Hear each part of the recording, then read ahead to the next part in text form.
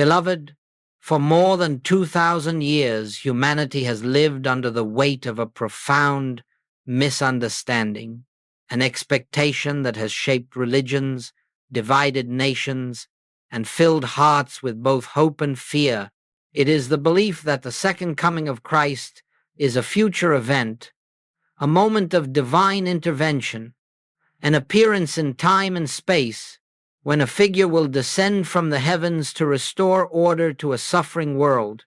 And so, generation after generation has watched the sky, predicting dates, calculating signs, reading omens, waiting for something to take place out there that would somehow redeem what feels lost in here, but nothing could be further from the truth. The kingdom of God, we are told, is within you, not above you, not beyond you, not waiting to arrive, but silently present, eternally complete, at the center of your very being. And yet this simple truth has been overlooked, because the human mind has always sought God in form, in personality, in phenomena. Humanity has longed for an outer savior, forgetting that the only salvation possible is the discovery of one's own divine identity. This is the misunderstanding of the ages, that Christ is a person and not a presence, that Christ must return when in truth Christ never left, that Christ must arrive when Christ has always been the life of your life, the breath of your breath, the consciousness of your consciousness. For centuries, the world has projected its longing outward. It has believed the Messiah must appear in robes or in radiant glory. It has believed that salvation must come through some historical intervention. But the teaching of the Christ, the teaching revealed through the life of Jesus and illumined by every true mystic, is that God is closer than breath, nearer than hands and feet, and that the divine manifestation we call Christ is the eternal spiritual identity of every soul. The fear that has grown around the second coming originated the moment we imagined it as an external judgment, an upheaval of nature, or a cosmic reckoning. But fear always arises from the belief in separation. The moment you believe God is a distant deity who must return to you, you have already accepted the premise that you are apart from the source of your being. And from that mistaken premise flows every form of anxiety, anticipation, and confusion. The spiritual truth is this: the second coming is not the return of a man, but the awakening of a consciousness. It is not an event, but a realization. It is not something to wait for, but something to recognize. The Christ is not coming to you. The Christ is coming through you as the dawning of your own awareness of oneness. When Jesus walked the earth, he walked as one who had awakened to that inner truth. He said, "I and the Father are one," not to elevate himself above humanity, but to reveal what is true of all creation. The world has revered the messenger and forgotten the message. It has worshipped the vessel and overlooked the life that animated it. And so the teaching that could have freed humanity from centuries of fear was misunderstood, misinterpreted, and externalized. Today, we begin to correct that misunderstanding, not through argument, not through theology, but through quiet recognition. For the Christ that the world awaits is already present. The light that humanity believes must descend from heaven is already shining within. And the second coming, this great event foretold in Scripture, prophesied by mystics, debated by scholars, is nothing more and nothing less than your own inner awakening to the presence of God as your own true self. Let us, in this hour, lay aside the world's expectations and return to the simplicity of spiritual truth. Let us see the second coming not as a cosmic disturbance, but as the still, small voice breaking through the noise of human belief. Let us recognize that the Savior does not come from the sky, but from the silence within, and let us open ourselves to the possibility that what the world has awaited for millennia may unfold in the quiet chambers of our own consciousness even now. This is the introduction to our journey. From here, we will begin to explore why humanity has looked outward for what can only be found inward, and how this inner realization marks the beginning of the true second coming. For countless generations, humanity has searched for God where God could never be found outside itself. This outward search is not a failure of devotion, but a natural stage of spiritual infancy when the capacity for inner perception has not yet awakened. One looks to forms, to symbols, to the tangible and visible, believing that God must reveal himself in the same way that all other things appear, as matter, as movement, as external event. And so humanity built temples, erected altars, created rituals, and appointed intermediaries, not because these things contain God, but because they provided a point of focus for minds not yet still enough to perceive the invisible presence.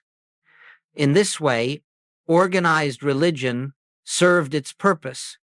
It guided the gaze of the seeker upward and outward, teaching reverence, teaching aspiration. Yet it could never teach the one lesson that only an awakened consciousness can learn, that God is not reached by stretching outward, but by sinking inward. Throughout history, the masses expected divinity to come in visible form, because visibility was the only language they understood. When consciousness is unawakened, it cannot imagine an invisible kingdom, so it imagines an external Messiah. When the heart has not discovered its divine center, it imagines a God who lives elsewhere. When spiritual perception is dim, it seeks light not within but in the sky, believing that salvation must descend from above rather than rise from the depth of one's own being. This explains why humanity has clung so tightly to the idea of a coming one, a savior arriving in a moment of cosmic intervention. It is not that people are misguided, it is that people have not yet realized the nature of spiritual reality. They believe the world they see with the eyes is the world in which God must act. They believe the events of history determine the events of spirit, and so they wait, watching, interpreting, speculating on signs and wonders that could never reveal what must be known only in the stillness of consciousness. Every age has repeated this pattern. The early Hebrew prophets foretold a Messiah who would liberate Israel from earthly oppression. When Jesus appeared, many rejected him because he did not fulfill the external expectations they had cherished. They wanted a warrior, a king, a visible triumph. They could not imagine that the true Messiah had come not to change the conditions of the outer world, but to reveal the presence of the inner kingdom. And so it has continued through centuries of Christian history. The church, unable to perceive the mystical dimension of the Christ teaching, externalized the second coming, just as earlier generations had externalized the first. Instead of seeing the Christ as the divine selfhood of all, it taught that only one individual embodied this light, and that humanity must wait for that individual to return. In this way, the world perpetuated its own blindness. It searched for the Christ in flesh while ignoring the Christ in consciousness. It worshipped the historical Jesus while overlooking the eternal spirit that animated him. It built doctrines about a distant future event while missing the immediacy of the present spiritual reality. Goldsmith often pointed out that the human mind clings to form because form seems dependable, definable, controllable. But God is none of these. God cannot be confined to a form cannot be contained in a doctrine, cannot be captured in an expectation. The divine presence is infinite, incorporeal, ever-present, and therefore must be realized, not awaited. This is why humanity has looked outward, because outward is all it knew. And this is why the masses still wait for a Messiah to appear in the clouds, unaware that the true appearing of Christ is the dawning of spiritual awareness within their own hearts. As long as God is sought externally, the second coming remains a future hope rather than a present realization. But the moment you turn from the world, from signs, from predictions, from external events, and direct your attention inward, you discover what the early disciples discovered in the silence after Jesus' departure, that the Christ never goes, never comes, but simply reveals its eternal presence. This understanding forms the foundation for everything that follows. To see why the second coming is not an event in time but an awakening in consciousness, we must first recognize how deeply humanity has relied on outward interpretations. Only then can we begin to shift from expectation to realization, from looking outward to perceiving inward, from waiting for the Christ to appear to discovering that Christ is and always has been the very life within us.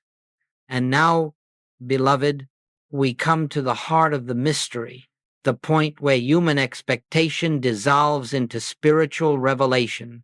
For if the world has long looked outward for a returning Christ, we must ask, what was it that Jesus himself intended us to understand?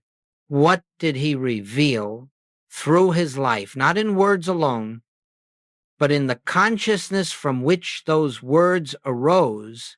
The answer is simple, yet it overturns centuries of misunderstanding. The second coming is not the return of a person, it is the awakening of the Christ within you.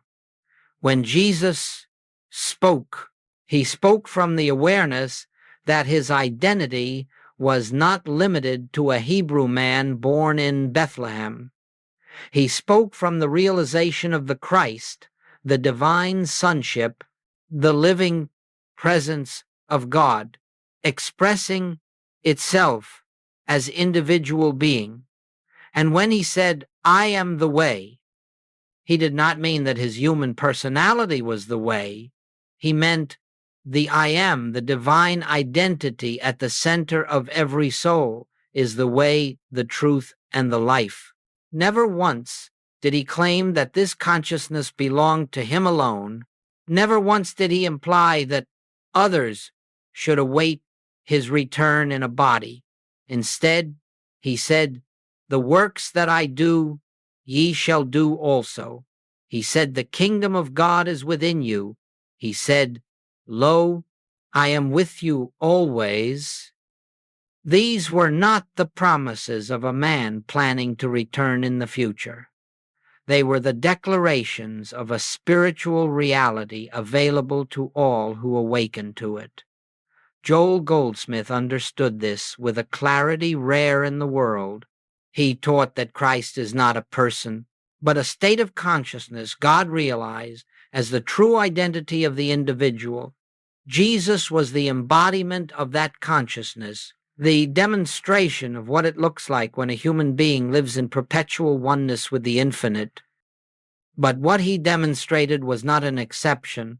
It was a revelation of what is true of every soul.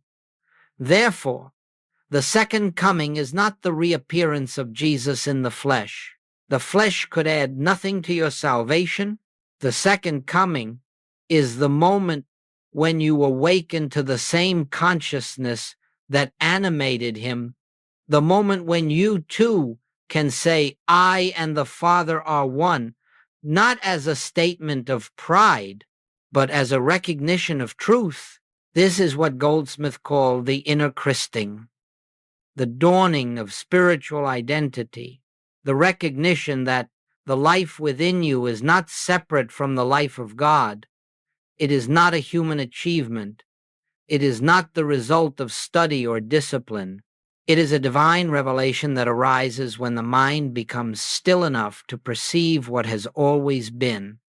For the Christ does not come from without, it unfolds from within, like a flower blooming in the warmth of the sun. It does not enter you, it reveals itself as your own essence. It does not arrive in time, it is eternally present, waiting only for your recognition. This is why Jesus said, "Before Abraham was, I am."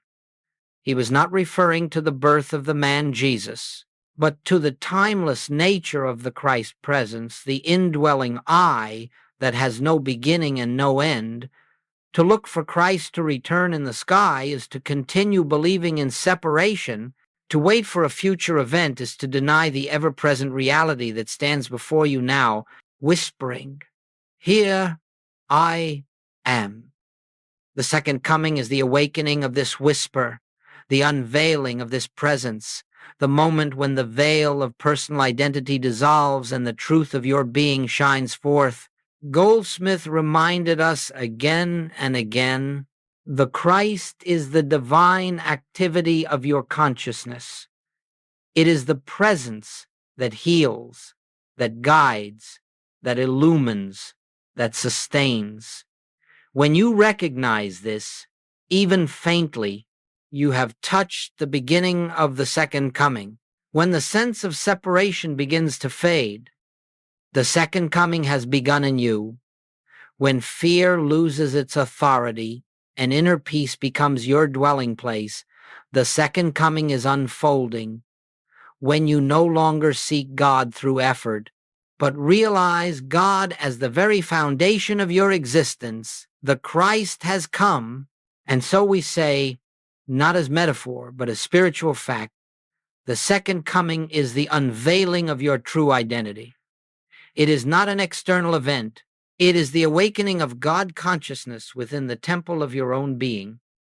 This is the revelation Jesus lived, the revelation he imparted, and the revelation Goldsmith labored to restore to its rightful place in the hearts of seekers. Let us, therefore, set aside the notion of a returning figure and turn our attention inward where the true coming takes place. Let us be still enough to recognize that the Christ we await is the Christ we already are. And let us prepare our consciousness to receive that holy realization.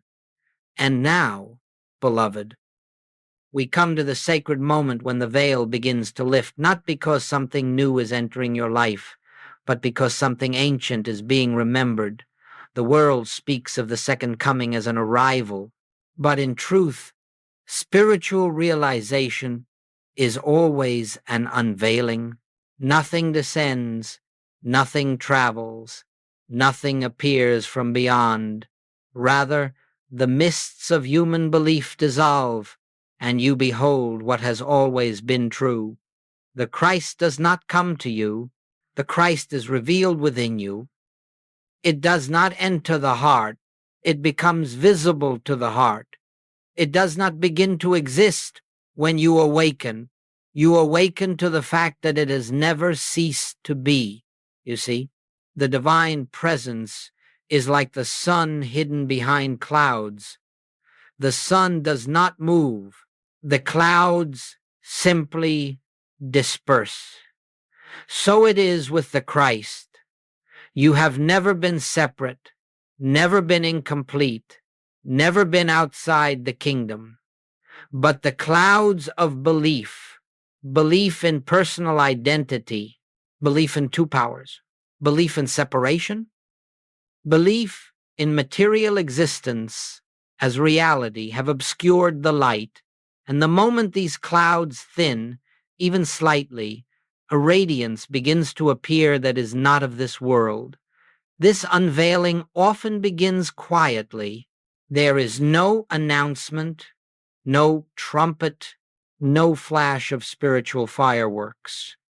It may begin as a subtle shift in your awareness, a softness in your breath, a gentle sense that all is well despite appearances. you may not even recognize it at first. Because the Christ does not come with drama, it comes with peace.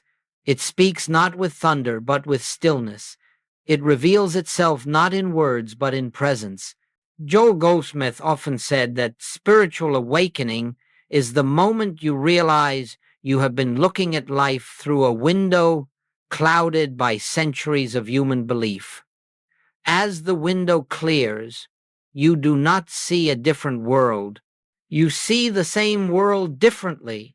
What once appeared as lack, you now behold as fullness. What once appeared as conflict, you now perceive as illusion. What once appeared as sickness, you now sense as a misinterpretation of the divine perfection that is always present. This is the unveiling, the recognition that reality was never what your senses told you. There is a world of spirit, a world of divine harmony, a world of infinite completeness, and it is here, now, in this very moment. It has been here your entire life. But only through the dawning of inner awareness can you perceive it. When Jesus said, "Having eyes ye see not, and having ears ye hear not," he was not chastising humanity.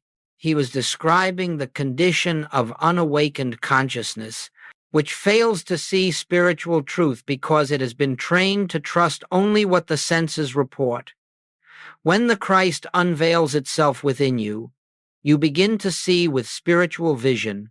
You begin to hear the guidance of the inner presence. You begin to feel the quiet assurance that the world of appearances is not the world of reality.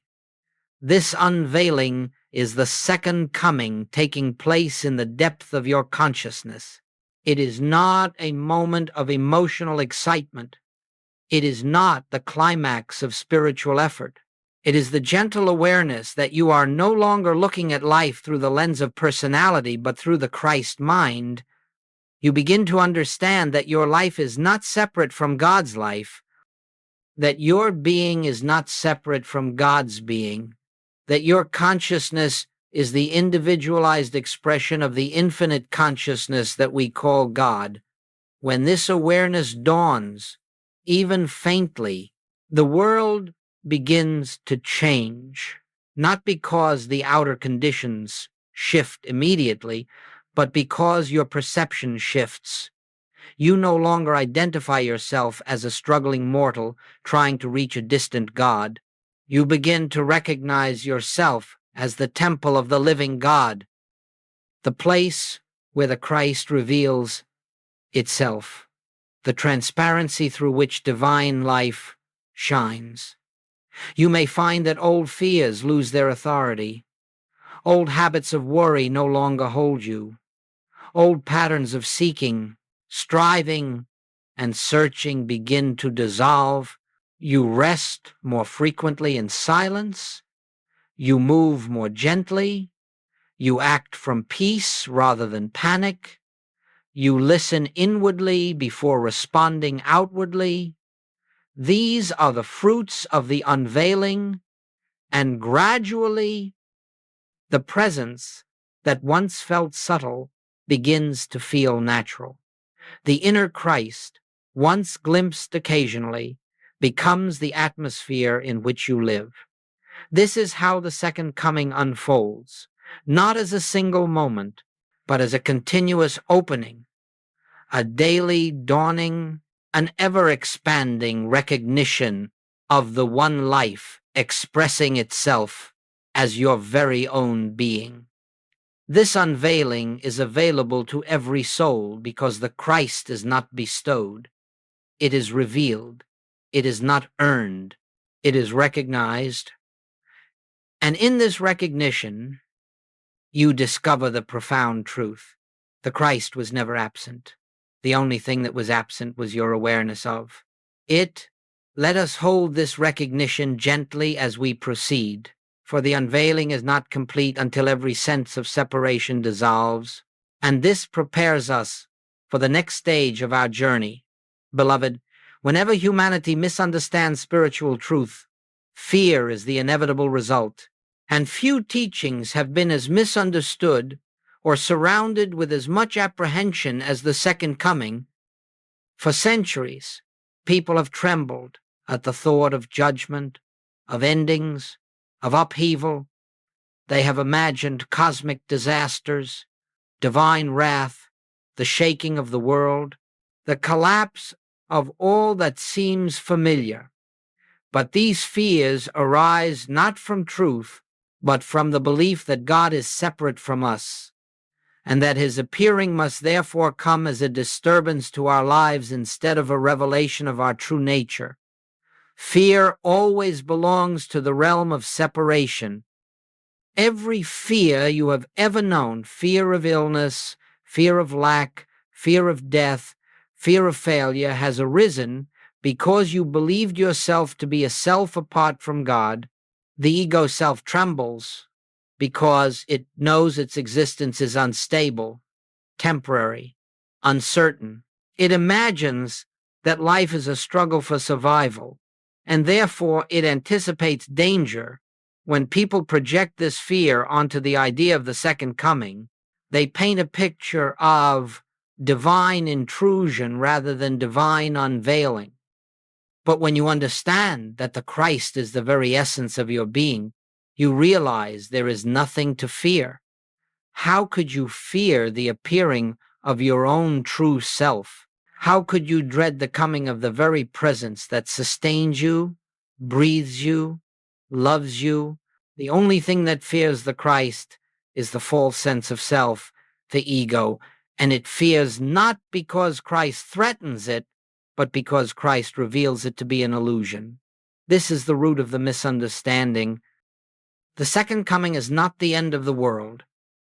It is the end of the false world. You have carried in your mind the world of fear, separation, and limitation.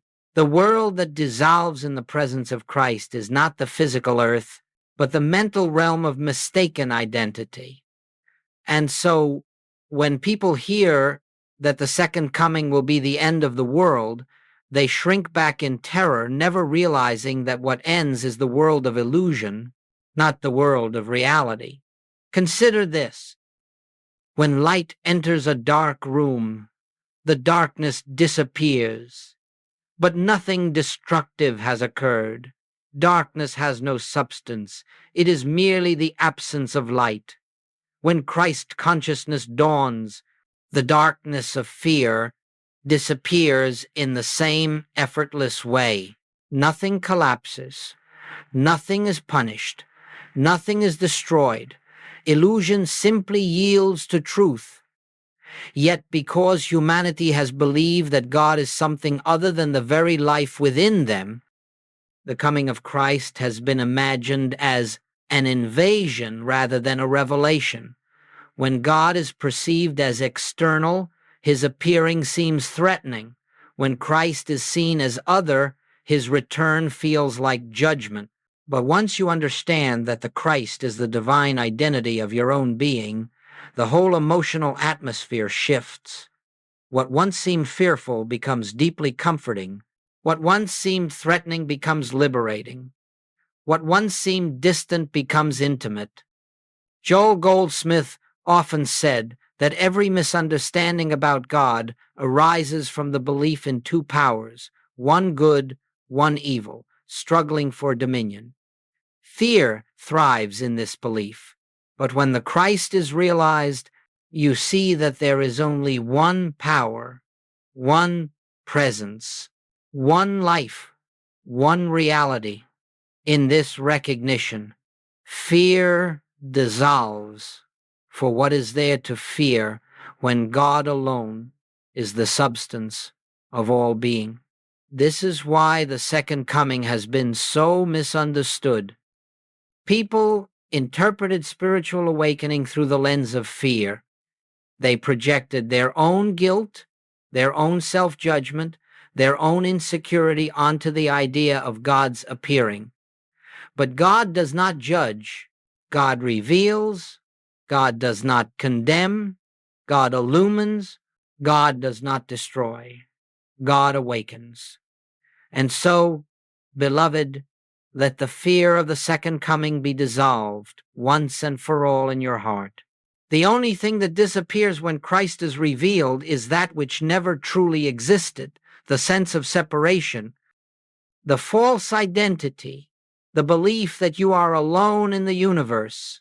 These are the illusions that fade, and what remains is peace, that nothing in the world can disturb, because the peace that remains is the peace of your true self. When you understand this, you will no longer fear the coming of Christ. You will welcome it. For the Christ does not come to end your life, it comes to end your fear of life. It does not come to take anything from you, it comes to reveal what was always yours. It does not bring sorrow, it lifts the veil of sorrow. It does not bring judgment, it ends self-judgment. It does not bring the end of the world, it brings the end of suffering. This is why the second coming must be understood from within, for only within can fear dissolve, and only within can the Christ appear in its true nature. Let us rest in this recognition as we continue our journey. Beloved, if the second coming is not an external event, but the inner unveiling of Christ's consciousness, then we must ask, how does one prepare for such a revelation? How does one make ready the temple of consciousness in which the Christ appears? And the answer, as simple and as profound as all spiritual truth, is this: we prepare by becoming still, not by effort, not by ritual, not by striving to attract the presence, but by ceasing the activity that hides it. The Christ appears not in noise, but in silence, not in movement, but in stillness, not in seeking, but in surrendering. For the divine presence does not approach the soul through the doorway of human effort. It reveals itself when human effort yields to the quiet awareness of what already is. Joel Goldsmith taught that true spiritual practice is not a reaching outward, but a sinking inward, a gentle resting in the truth of one's own divine nature. And so, we do not prepare for the second coming by watching world events, by studying prophecies, or by attempting to discern signs in the heavens. We prepare by creating within ourselves an atmosphere receptive to revelation. This preparation looks like silence, not empty silence, but living silence. It looks like a few moments in which you release concern for outcomes, release personal striving, release the belief that you must accomplish something spiritually. It is the silence in which you say, not with words, but with awareness, "Here I am, Father. I am still. I am listening." You may sit quietly for a moment in the morning, not to ask, not to receive, not to get, but simply to recognize that God is here. You may rest for a moment before making a decision, acknowledging that divine wisdom is the guiding intelligence of your life. You may pause during the day, not to correct a problem, but to remember that in the presence of the Christ there are no problems, only appearances awaiting the dissolution of your belief in them. These moments of quiet recognition are the opening of the temple door. In the Old Testament, the temple was described as a sacred place where the presence of God dwelled. But the true temple is not a building, it is your consciousness, and it is only when the temple is quiet, only when the inner noise has fallen away, that the presence can be felt, heard, known. You cannot force the Christ to appear. You can only create an atmosphere in which recognition is possible. This is the essence of Goldsmith's teaching. Be still, not to bring God into your life, but to realize that God is your life. Rest, not to invite the Christ, but to see that the Christ has never left. The inner practice, then, is not a technique but a posture of soul. It is the gentle remembrance that you are never separate from divine reality. It is the willingness to stop seeking God with the mind and begin sensing God with the heart. It is the humility to let go of your attempts to manage life and instead allow life to unfold from within. There may be times when you sit in silence and feel nothing. There may be days when the mind is busy, restless, unwilling to be still. This does not matter. The practice is not about achieving inner stillness. It is about returning to it. Even a moment of recognition begins the process of inner unveiling, for when the mind becomes quiet, even briefly, the soul begins to hear a different voice, a voice not of intellect, not of emotion, but of spirit. This voice does not speak in language. It speaks in peace. It speaks in assurance. It speaks in the quiet conviction that you are held, guided, sustained. And that peace, that assurance, is the earliest sign of Christ consciousness appearing. You do not need long hours of meditation to prepare the temple. You need a willingness to pause, to breathe, to rest inwardly, to release the tension of I must, to let the divine I am rise to the forefront of your awareness.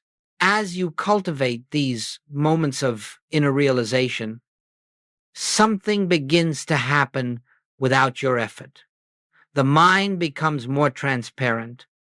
The heart becomes more receptive. The senses become less authoritative. The noise of the world loses its power to disturb you, and gradually, the presence that once seemed distant feels nearer, softer, more intimate. This is the preparation for the second coming, not outward activity, but inward receptivity. Not striving to draw the Christ to you, but recognizing the Christ already within the sanctuary of your being. Let us carry this understanding gently as we continue, for it leads directly into the next unfolding, how the inner Christ reveals itself through quiet transformation.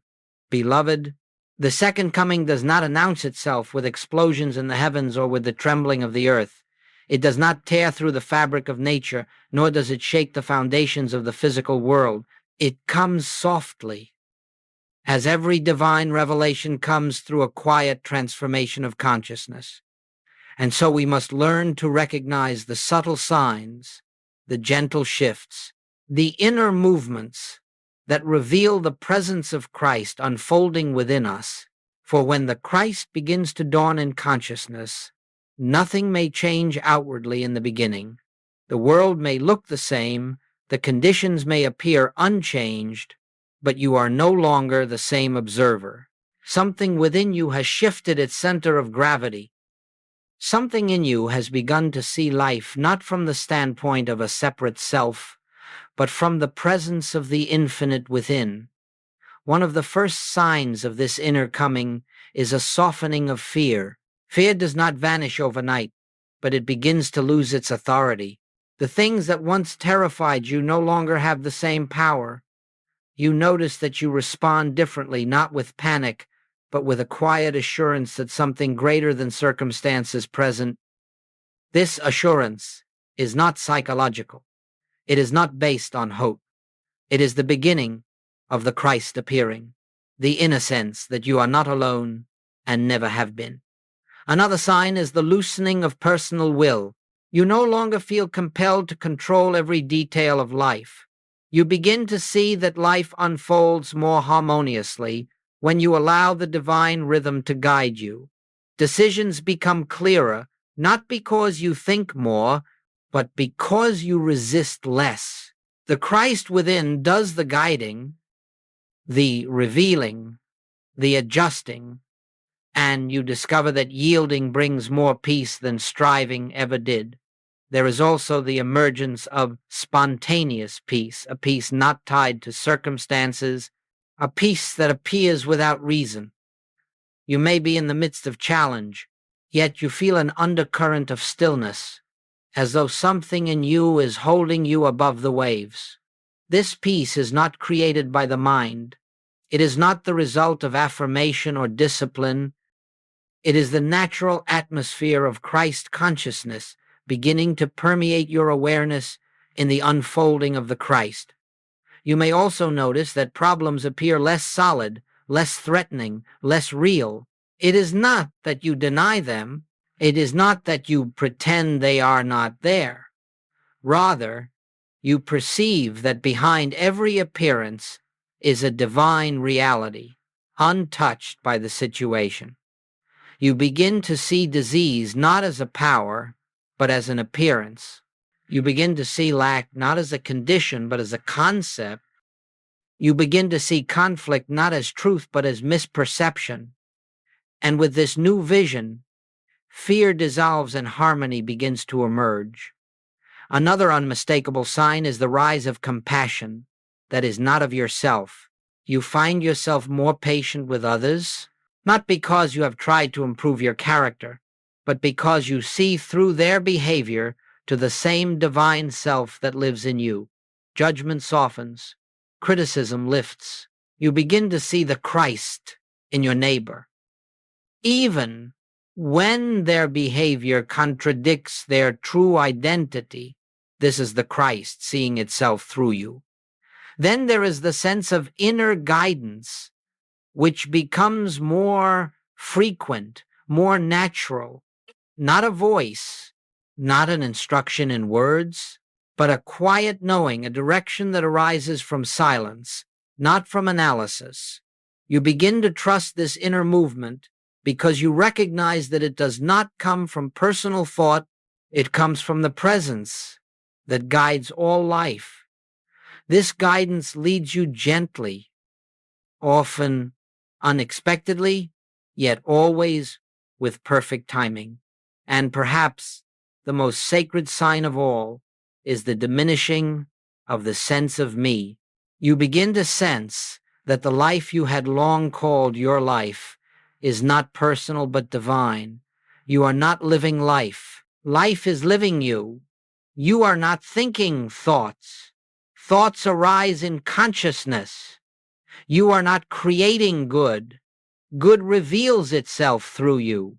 This subtle shift marks the beginning of the end of the false self, the beginning of the realization that your true identity is not a separate being at all, but the individualized expression of the One. These signs are not dramatic. They are not emotional. They are quiet transformations that unfold gently, like dawn spreading across the horizon. The outer world may not notice at first, but you will know, and in time, others will see the fruits of this awakening not because you speak of it, but because you live from it. This is the second coming in its truest form, not the arrival of a figure in the sky, but the appearing of Christ consciousness in the sanctuary of your soul. It is the dawning of truth where once there was ignorance, the blossoming of peace, where once there was fear, the rising of love, where once there was separation. And as this transformation continues, you discover something astonishing. The Christ you once sought as a future event has been the essence of your being all along. Let us carry these signs gently as we move deeper, for the next unfolding reveals how this inner appearing becomes the very atmosphere of daily life. Beloved, when the Christ has begun to unveil itself within you, when fear has softened, when peace has arisen without cause, when the inner guidance has become more real than human reasoning, then a profound shift takes place. You begin to live not as a seeker of God, but as one who abides in God. You begin to walk not toward the light, but in the light. And this quiet, continuous abiding is what it means to live in the ever-present Christ. It is not that you suddenly become perfect in the eyes of the world. It is not that every outer condition immediately reflects spiritual harmony. What changes first is not the world, but your center of being. You no longer stand in the consciousness of a separate self, reacting to circumstances. You stand in the awareness of the one presence, the one life, the one power, and from this center, life begins to unfold with a grace that is not of your doing. Joel Goldsmith often taught that the spiritual path is not about improving the human self, polishing it, perfecting it, or making it worthy. It is about seeing through the human self to the divine essence that has been there from the beginning. And as this recognition becomes more natural, your entire relationship with the world changes. You find that the events of life no longer disturb you as they once did. They may arise, they may pass, but they do not shake your inner foundation. Why? Because you no longer look to the outer world for stability. You have found your stability in the presence within. You no longer look to people for validation, to circumstances for safety, to possessions for security. You have discovered the secret the mystics have always known. The Christ within is the sufficiency of every need. You move through your days with a quiet confidence, not based on human ability, but on divine awareness. You listen more than you speak. You respond rather than react. You are guided not by impulses or fears, but by a subtle direction that comes from the stillness within. And as you live from this deeper center, harmony begins to express itself outwardly. Problems resolve without strain. Solutions appear before the mind has time to seek them. Opportunities come without effort. This is not magic. This is not manifestation. This is the natural activity of the Christ consciousness functioning as your life. There comes a point when you notice that the old sense of personal identity is fading. You no longer feel the need to defend yourself, prove yourself, or uplift yourself. You realize that the self you once tried to protect does not exist. The life living you is God life, and therefore needs no defense, no improvement, no protection. You discover what Jesus meant when he said, "Take no thought."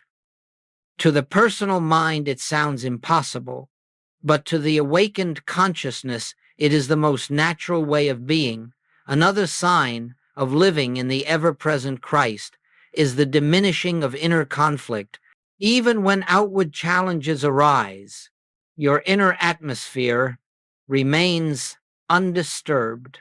You feel a presence walking with you, speaking through you, thinking as you.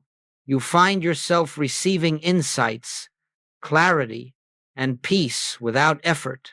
You sense that everything is unfolding in divine order. Even when appearances seem contrary, you trust not as belief, but as awareness.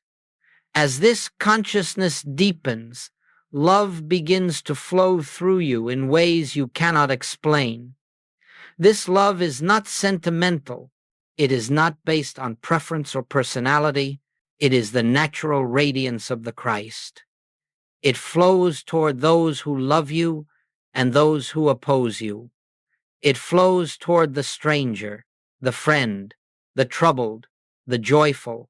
You see that the same divine self lives in all, and so you cannot help but love, because you perceive the one life looking back at you from every face.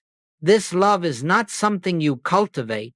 It is something that reveals itself when the Christ is recognized, and this love heals not because you try to heal, but because healing is the natural activity of the realized presence. Living in the ever-present Christ also means that you begin to act without personal purpose. You no longer push life. You no longer try to make things happen. You simply allow yourself to be an instrument through which the divine can express. This is the essence of Christ living. The Father within me doeth the works.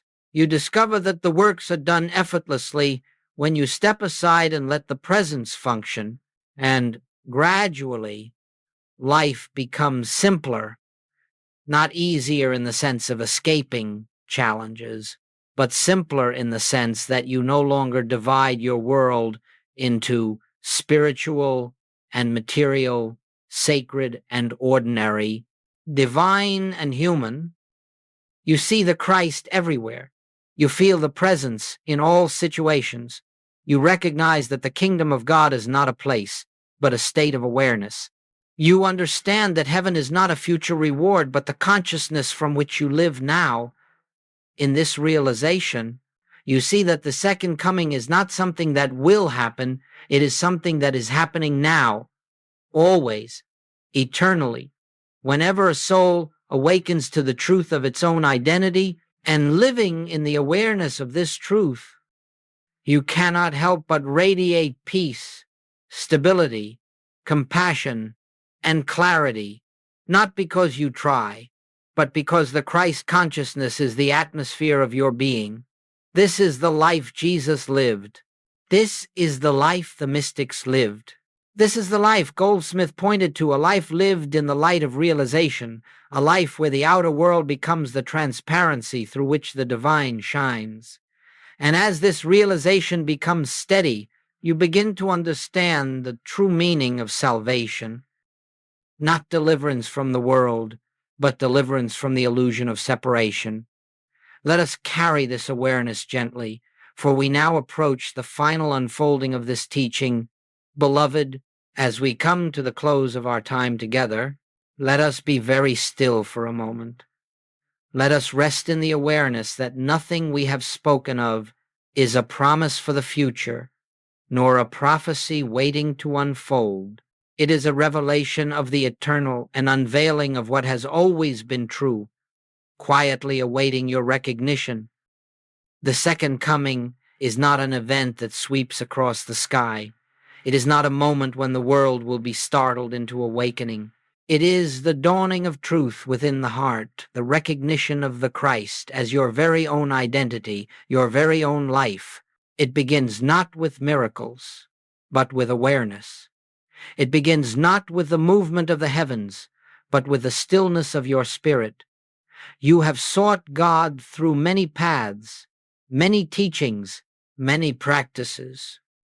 But the Christ you have sought is the life within you, the presence that breathes you, the consciousness that sustains you.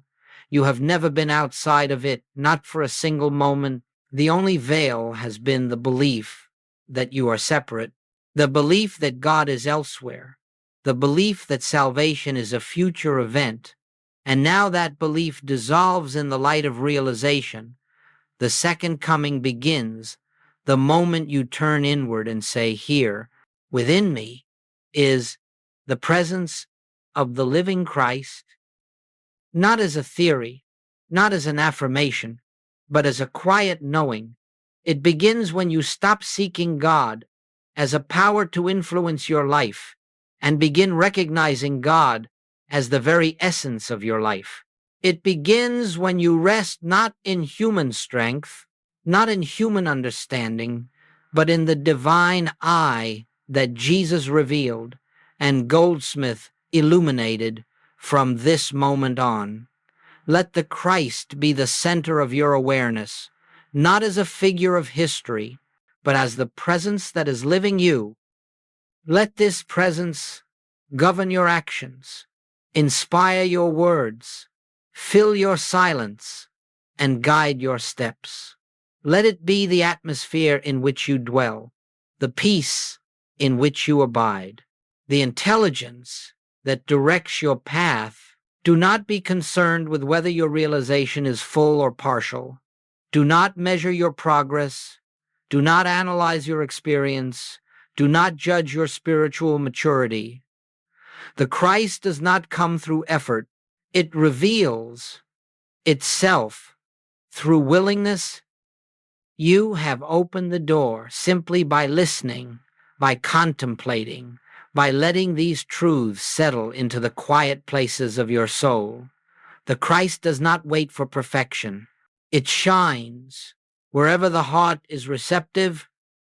And so I say to you, the second coming begins in you now, not tomorrow, not after further study, not when life becomes easier, But here, in this instant, with this breath, in this awareness, you carry within you the same presence that animated Jesus, the same light that illumined the mystics, the same divine life that Joel Goldsmith recognized as the only reality. And as you walk in this awareness, even imperfectly, even tentatively, the world around you begins to feel your peace, your gentleness, your clarity. Others may not know what has awakened in you, but they will feel the atmosphere of Christ consciousness radiating from your presence. This, beloved, is how the second coming spreads not through prophecy, but through realization, not through world events, but through awakened individuals, not through spectacle, but through inner transformation. You are the temple of the living God. You are the transparency for Christ. You are the place where God becomes visible. Let the realization unfold naturally, gently, silently. Let the Christ live through you, not by your effort, but by your surrender. And let your life become a quiet testament to the truth we have spoken. The Christ is here. The Christ is now. The Christ is you. Rest in this awareness. Abide in this peace. Walk in this light. And the second coming will continue to unfold, moment by moment, breath by breath, as the living presence of God expressing itself as your life.